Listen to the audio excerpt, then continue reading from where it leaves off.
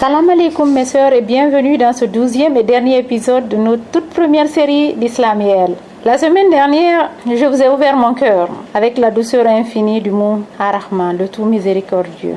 Nous voici arrivés ensemble au sommet de notre quête du savoir et de la connaissance de notre Créateur. 12 épisodes acheminés, main dans la main, guidés par le Tout-Puissant. Pour cette conclusion, je vous invite à oublier un instant la course du temps et à offrir à votre âme ces quelques minutes d'écoute totale. Au fil de ce voyage, nous avons appris à dompter notre ego, cultiver la gratitude et à nous abandonner à sa volonté. Mais la quête du savoir n'est rien si elle ne se transforme pas en action. Comment faire pour que notre bienveillance survive à notre propre existence? Comment laisser une empreinte éternelle sur cette terre pour l'amour de Ya Allah? La réponse tient à un concept magnifique, le waqf, l'aumône perpétuelle. C'est l'art de bâtir pour l'éternité, de planter une graine qui continuera de nourrir les générations futures bien après notre départ. Et pour comprendre comment cette vision transformative se déploie concrètement aujourd'hui chez nous, j'ai le privilège immense de recevoir un invité exceptionnel pour cette série.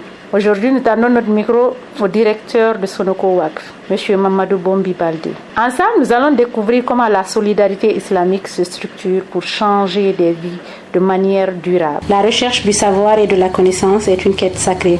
C'est un devoir qui incombe de manière égale à chaque homme et à chaque femme, car c'est par l'éducation que l'on s'élève et que l'on transforme sa vie. Aujourd'hui, nous allons parler d'un pilier de la solidarité islamique, souvent méconnu, mais d'une puissance transformatrice immense, le Waqf, cette tradition séculaire du don perpétuel. Et pour cela, nous avons M. Baldé, Mamadou Bombi. Merci d'avoir accepté notre invitation. On va vous laisser vous présenter à notre communauté. Bonjour, salam alaikum. Merci beaucoup. Donc en deux mots, c'est Baldé Mamadou Bombi, je suis le directeur de Sonoko Waqf qui se présente en fait comme le premier Waqf privé en République de Guinée. Donc j'ai un background un peu juriste d'affaires et j'ai un parcours qui m'a amené avant ce Waqf-là dans le privé et dans le public. Donc voilà. Merci. Ok, pour commencer, définis-nous, c'est quoi le Waqf? Définition simple. De façon simple, le Waqf c'est un mot arabe.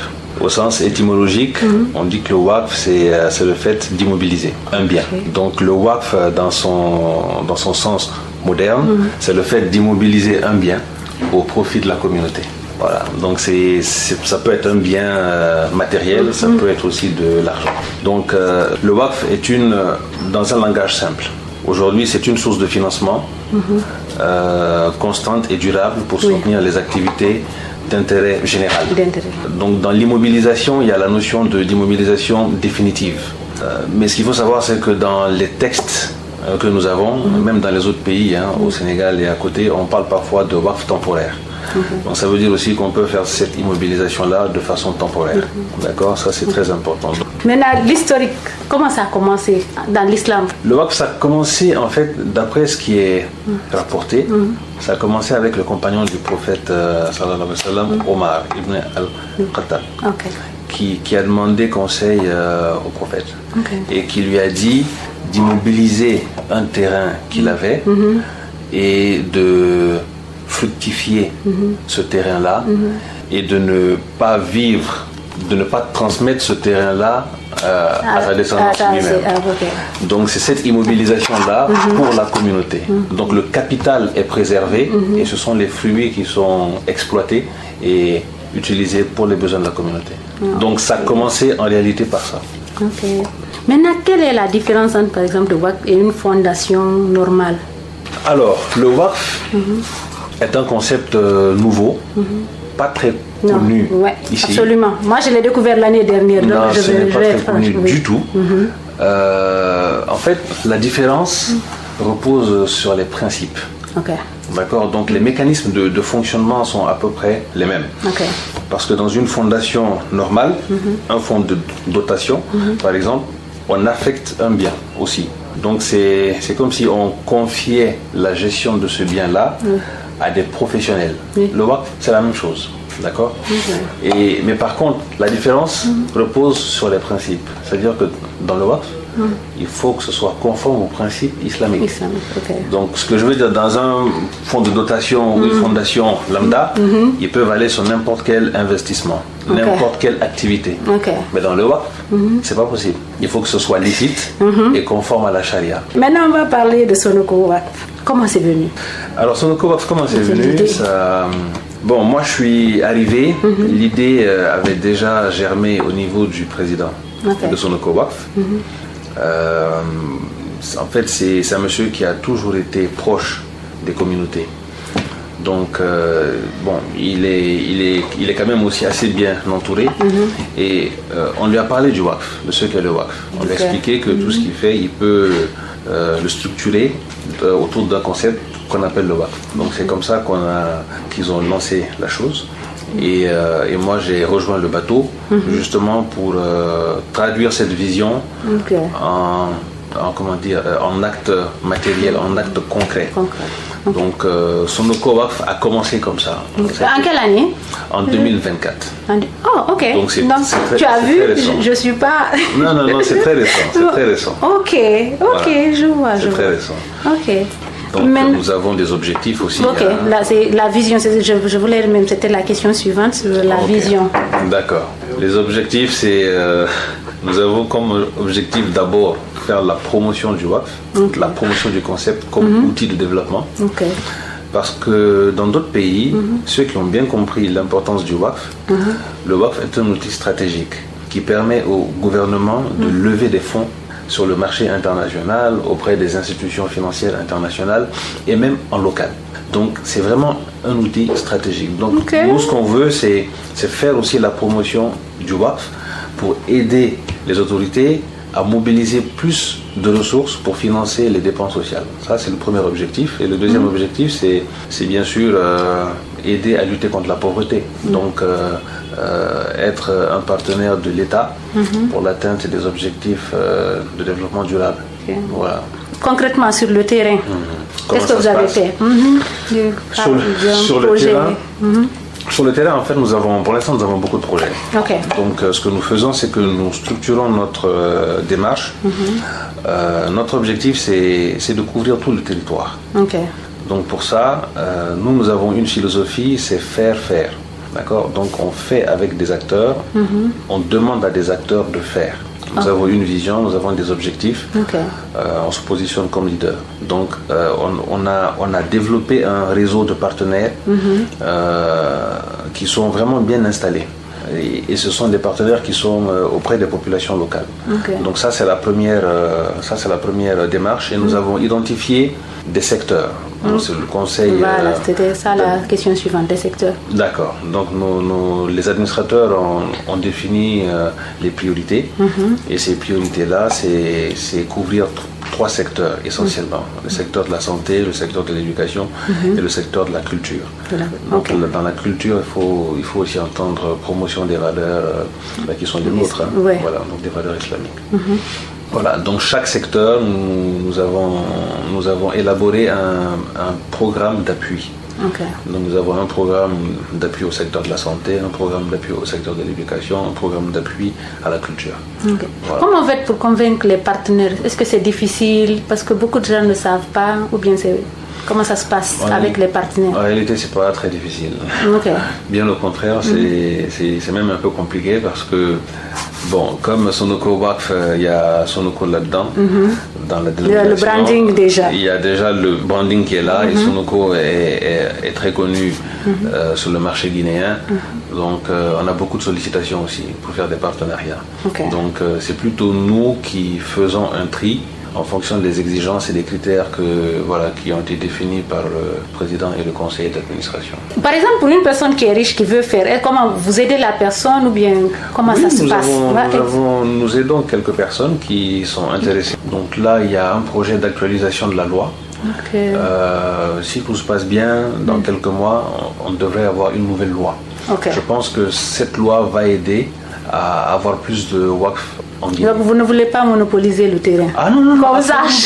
Non, absolument pas. Parce que, comme je l'ai dit, parmi nos objectifs, c'est faire la promotion du concept. J'ai vu que vous aviez donné des bourses d'études. Par exemple, un truc concret. C'est comment ça se passe? Oui, dans le cadre du programme d'appui au secteur de l'éducation que nous avons, il y a effectivement une ligne soutien à l'apprenant où l'idée c'est d'aider ceux qui n'ont pas les moyens, à accéder aussi à des programmes éducatifs de qualité. Bon, donc ce que nous avons, c'est nous avons défini des critères d'évaluation. Donc on prend les personnes qui, bien évidemment, ont un très bon niveau, qui veulent faire des études dans des domaines porteurs. J'ai vu les photos, mais il y avait peu de filles. Donc ah bon? On veut un ratio plus important. Non, la dimension genre est très importante. Je pense qu'on a même besoin de plus de filles. Parce qu'il se trouve que les garçons vont plus, l'école coranique c'est plus leur truc. Parce que nous on a les tâches ménagères qui nous fatiguent. Donc... Ouais, c'est vrai. Bon, le problème c'est que aussi c'est en fonction de ceux qui demandent. Ah, exactement, en fonction de ceux qui demandent. C'est difficile d'aller chercher une personne non, on va vous aider. Qui ne demande pas. On va trouver. Voilà, c'est tout ce qu'on demande. Tout de suite, là même, tu as abordé le sujet, je pense, un peu en passant. C'est les défis en Guinée, les freins, les lois et tout ça. Parce que tu vois, l'actualisation, c'est quoi le souci? Ah, on a de sérieux problèmes pour développer le WACF en Guinée. Je pense que les défis sont triples. Il y a le défi culturel déjà. C'est vrai que le fait que le WACF ait un caractère religieux, on a tendance à penser que c'est simple. Mais non, parce que les gens font un lien direct entre WACF et charité, alors que ce n'est pas un lien qu'il faudrait établir de façon automatique. Okay. D'accord. Donc le défi, il est culturel d'abord. Il faut que les gens comprennent, comme je l'expliquais dans certains pays, le WACF est un outil stratégique. Oui. Il faut que les gens comprennent ça ici aussi, qu'on arrête d'assimiler. Est-ce que tu penses, désolé de te couper, mais est-ce que tu penses que assez de gens savent c'est quoi le WACF? Parce que comme je t'ai dit, je pense que beaucoup de gens en Guinée ne savent pas. Je pense que les gens ne savent pas. Exactement. Mais donc qu'est-ce qu'il faut? Nous voilà. Aussi, on a un défi, c'est de faire plus de promotion, plus de communication sur ce qu'est le WACF. Exactement, parce que si les gens ne savent pas... Non, je suis d'accord. Et puis moi, même la prononciation, comment d'abord on prononce? Parce qu'il y a plein de gens qui ne savent pas prononcer. WACF. Ça, c'est une bonne remarque, parce qu'il y a plein de gens qui aiment dire WACF. D'autres qui disent WACF. Non, je sais, même moi. C'est WACF. Les défis sont... Donc, il y a le défi culturel, il y a le défi réglementaire. Donc, il faut qu'on ait un texte de loi qui encadre ça pour favoriser, pour que les gens aient confiance et se lancent dans le WACF. Et puis, le troisième défi, il est plus lié à la compétence. Parce qu'aujourd'hui, on va dire qu'en dehors du milieu religieux, les gens ne connaissent pas le WACF. Non. Voilà. Alors qu'on a besoin d'avoir plus de compétences, notamment au niveau de l'administration. Il faut que les gens comprennent c'est quoi le WACF, pour savoir comment tirer profit de cet outil-là au mieux. Donc voilà les défis. Je te donne un exemple simple. Aujourd'hui, nos États s'endettent sur les marchés pour financer les dépenses projets sociales. Lorsque les recettes internes ne suffisent pas. C'est une donnée qui est commune à tous les pays du monde pauvres, surtout là. Maintenant, imaginons une seconde. On a une seule personne qui est capable de donner, je sais pas moi, 5 millions de dollars par an. Si on a 10 personnes, 15 personnes comme ça par an, allez, une personne, 10 personnes déjà, ça fait 10 millions de dollars qu'on met dans des projets pour aider le gouvernement.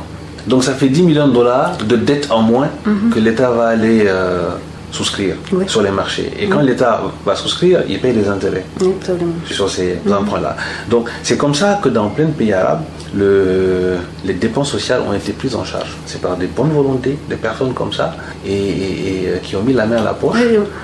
Et c'est la population qui bénéficie. Et c'est la population qui en bénéficie. C'est vrai.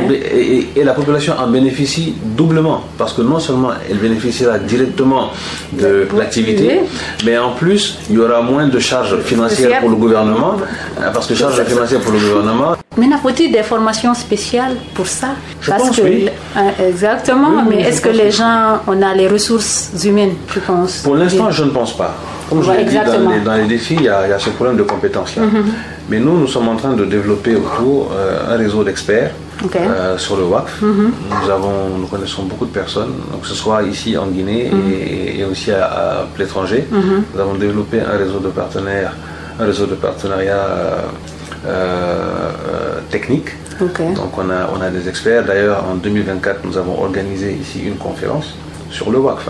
avec un séminaire, nous avons fait appel à des experts saoudiens qui sont venus et qui ont formé, je dirais, entre 30 et 50 personnes sur le WACF. Donc nous avons ce qu'il faut et nous sommes en train de nous structurer et de nous organiser pour permettre, en tout cas pour faire ce transfert de compétences-là. Vous avez une stratégie pour que les gens sachent c'est quoi le WACF? Parce que jusqu'à présent, quand j'ai commencé par exemple à faire le truc, à toute personne que j'ai parlé, je te dis, sur peut-être 20 à 30 personnes de qui j'ai parlé, il n'y avait que 2 ou 3 qui savaient c'est quoi.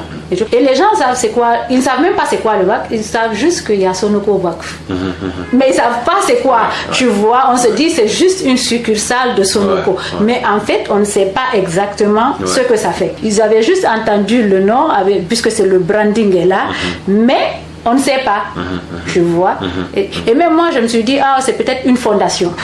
C'est comme ça que je l'imaginais, tu vois. Et je sais que beaucoup de gens, c'est comme ça qu'ils vont l'imaginer. Donc c'est important. Je pense que là vous aurez beaucoup à faire. Dans ce sens que les gens sachent c'est quoi, c'est important. Là, ce travail-là, je pense que... Absolument. Non, c'est une bonne remarque et effectivement, nous essayons de travailler dans ce sens-là. C'est important pour les musulmans de savoir et puis voilà. Absolument. Donc maintenant, si tu avais un message passé à la jeune génération, parce que là, on a maintenant l'économie numérique, tout le monde, on est tous dans ça. Comment ça peut changer? Comment le web peut... Tu vois, par exemple, je me dis, comment vous pouvez gérer ça avec l'économie numérique et tout ça? Je ne vais pas aller Bitcoin et autres là, je vais juste rester économie numérique puisqu'on est en Guinée. C'est en fait, le WACF est totalement compatible avec tous ces outils modernes là. Le WACF s'adapte. En fait, dans d'autres pays, c'est très développé. Il y a des collectes de fonds qui se font à travers des plateformes digitales. La Malaisie est très, très en avance dans ce domaine-là. On était il y a quelques mois en visite d'études là-bas. Il y a un État, je crois que c'est l'État de Kuala Lumpur, qui collecte à peu près, ça c'est la zakat, ça c'est la zakat et le WACF. Dans cet État-là, ils collectent à peu près l'équivalent de 250 millions de dollars par an. Voilà. Donc c'est pour dire un peu le potentiel, quoi. Le potentiel, il est énorme. Et cette collecte se fait pour l'essentiel à travers des outils digitaux. D'accord. Donc aujourd'hui, dans des pays comme en Indonésie, on parle de crypto-WACF. Donc ce sont des personnes qui font du WACF à travers la crypto-monnaie. Parlons Sonoko WACF plus précisément. Par exemple, les trucs, les dons d'immobilier, comment ça se passe dans un WACF? Parce que j'ai vu que, par exemple, les gens peuvent donner un immeuble. Je ne sais pas si ça se passe à Sonoko WACF, mais à le WACF en général. Comment ça se passe? Oui. On va dire que c'est le principe basique quand même du WACF. C'est-à-dire que nous, dans notre cas, par exemple, on a notre fondateur donc, qui dit je donne telle propriété en WACF. Voilà. Donc on a des terrains qui ont été donnés par le président. Donc l'idée, c'est quoi? C'est d'en faire un projet immobilier, par exemple. Et à partir de ce projet immobilier-là, tirer des revenus. Donc l'idée, c'est que ce projet-là génère des revenus. Et ce sont ces revenus-là qui vont être utilisés pour financer les activités. C'est là que je voulais dire. C'est que le bien reste. L'idée, c'est que le bien reste. On utilise les bénéfices générés par le bien. C'est ça. Donc on immobilise un bien, donc ça c'est le capital, ça ne bouge pas. Maintenant on fait en sorte que ça génère des fruits. Quoi. Donc c'est ça. On tend vers la fin. Quelle est votre prochaine ambition? Ça c'est... En Guinée, dans la sous-région, je ne sais pas, disons dans les 5 années à venir, c'est quoi l'ambition de Sonoko? C'est une très bonne question ça. On vient de finir un document de stratégie, une réflexion stratégique sur ce qu'on veut que Sonoko WACF. En fait, nous avons des priorités et beaucoup d'ambition. Déjà, nous venons de lancer une nouvelle école Business School qu'on appelle BEM Conakry. Je ne sais pas si tu as entendu parler. J'ai entendu parler de BEM, mais je ne savais pas que c'était... Sonoko WACF fait partenaire avec BEM Dakar. Voilà. Donc, ici, bonne information. à Kobaya. tu vois. Ok. Voilà, donc le bâtiment appartient à Sonoko Waqf. C'est de ça qu'on parlait tout de suite. Exactement. Voilà, ok. Donc Sonoko Waqf investit dans l'éducation de qualité. Donc l'idée c'est offrir à la jeunesse guinéenne et au cadre guinéen une infrastructure de qualité avec une formation de qualité. Pour moi c'est déjà une belle réussite. Absolument. Absolument. Donc pour les prochaines années nous avons plusieurs projets. Mais en réalité, projet que ce soit immobilier, que ce soit dans le secteur financier, mais en réalité ce qui va retenir notre attention, on va dire que ce sont les opportunités du marché. Donc parce que nous sommes à l'écoute du marché, comme nous sommes investisseurs, nous sommes à l'écoute du marché. Mais sur le plan des programmes, donc les activités de développement, nous sommes en partenariat, notamment avec des structures de l'État, notamment dans le domaine de la santé. Nous intervenons sur les sujets liés à la nutrition. Ah, tu sais, quand tu parles santé, là, il faut que je te suive. Ok, parlons santé. Voilà. Exactement. Donc, nutrition, vaccination, ce sont des sujets qui nous intéressent. Parce qu'on essaye, en fait, moi ce que je dis, c'est qu'il faut si on doit mettre un franc, il faut que ça serve pendant des années. Voilà, pas juste consommer tout de suite et après c'est fini. Voilà, c'est la pérennité. C'est l'idée de WACF. C'est ça. Nous avons aussi un partenariat avec le programme national de lutte contre les maladies tropicales négligées. L'objectif c'est d'aider ce programme-là à obtenir l'éradication définitive de certaines maladies tropicales. Donc l'idée c'est d'obtenir l'homologation par l'OMS que la Guinée. Donc en 2025, nous avons aussi aidé un peu l'association des dialysés qui souffre beaucoup avec l'hôpital national Donka. Voilà. Oui. C'était un vrai calvaire en 2025. Je sais qu'il y a eu une crise et truc. Heureusement que je pense que le gouvernement a quand même essayé de changer la donne là-bas. Parce que j'ai été là-bas il n'y a pas longtemps, j'ai vu que ça a changé, ça a beaucoup changé. Alhamdulillah. Et l'objectif c'est que d'ici 5 ans, qu'on est vraiment impacté et qu'on ait de vrais résultats. Mais commencez d'abord à informer. Vous avez beaucoup à faire au niveau information. En termes d'information, mais je suis d'accord. En fait, le terme d'information. Moi quand j'ai pris mes fonctions, j'ai échangé avec... parce qu'il existe déjà un Waqf en Guinée. Voilà, tu vois. Je ne sais pas, aucune idée. Le Waqf vide. Tu sais, il y a 3 tours juste à côté de la douane, là. Il y a un projet immobilier. Tu sais, je ne connais pas trop la ville, donc t'inquiète. C'est un vieux projet. C'est un vieux projet. C'est la BID qui est en partenariat avec le gouvernement. C'est un Waqf public-privé mixte. Et qui est ancien, donc qui est là déjà. Et c'est ce que moi je dis. Malgré tout ça, les gens ne connaissent toujours pas. Les gens ne le savent pas. Vous devez avoir une vidéo que vous devez ventiler sur... Que les gens... Nous sommes en train de la faire. Voilà. C'est quelque chose que, les musulmans, en tant que musulmans, on a tous cette idée de faire quelque chose qui va rester. Mais le plus souvent, on nous dit c'est l'éducation, c'est en donnant un Coran, ou bien c'est l'eau, en faisant un puits. Donc, je pense que les musulmans ont déjà cette idée, mais ils ne savent pas comment que c'est possible. Les gens ont besoin d'être accompagnés. Nous, on a déjà accompagné quelques-uns pour faire aussi un Waqf. Donc, oui, c'est important de savoir ça. Ceux qui savent. Donc c'est important à la communauté que si vous avez des questions, vous pouvez venir. Ils peuvent venir vers vous. Ah oui, absolument. Voilà, non, c'est important. Absolument. Je ne vais pas te retenir très longtemps. On va passer à la dernière question, la question de tout en islam et elle. On sait tous que Dieu dit qu'il est comme ses serviteurs pensent qu'il est. Donc sur les 99 noms de Dieu, le tien, celui que tu préfères et pourquoi? En fait, moi Et tu nous donnes l'histoire derrière. Non, moi c'est très simple. J'ai envie de dire que j'ai pas... Bon, moi c'est un peu comme les versets. Parfois j'ai certains versets qui me parlent, mais il y a d'autres... Il y a un qui t'a parlé à un moment où c'était... tu vois quand j'ai dit un moment là, tu t'es souvenu d'un moment, le moment là, exactement dans ta tête. Dis-nous le nom là. En fait, non, en ce moment, le nom qui me parle, c'est, on dit Allah, il est Raqib. il est observateur. Pourquoi? Parce que ces derniers temps, hein, ces derniers mois, on suit tous l'actualité, ce qui se passe, les injustices que certains vivent, les difficultés que certains vivent, notamment au Moyen-Orient. Moi personnellement, c'est quelque chose qui m'a beaucoup touché, qui m'a beaucoup affecté. Et je me dis, c'est quand même extraordinaire que en fait, parce que là, je suis témoin contemporain de ce qui se passe. Je ne suis pas là-bas, mais ça se passe à mon temps. Et parfois, j'ai l'impression que c'est un film en fait. Quand je mets les infos et je vois certaines nouvelles, je me dis, attends, c'est une série ou bien ça se passe vraiment? Et là, je me dis, c'est incroyable. Dieu, il observe les gens. Il est là, il laisse les gens faire. Absolument. Donc c'est ça qui me parle en ce moment. Merci. Merci beaucoup. Merci beaucoup à toi. C'est pour moi un vrai plaisir.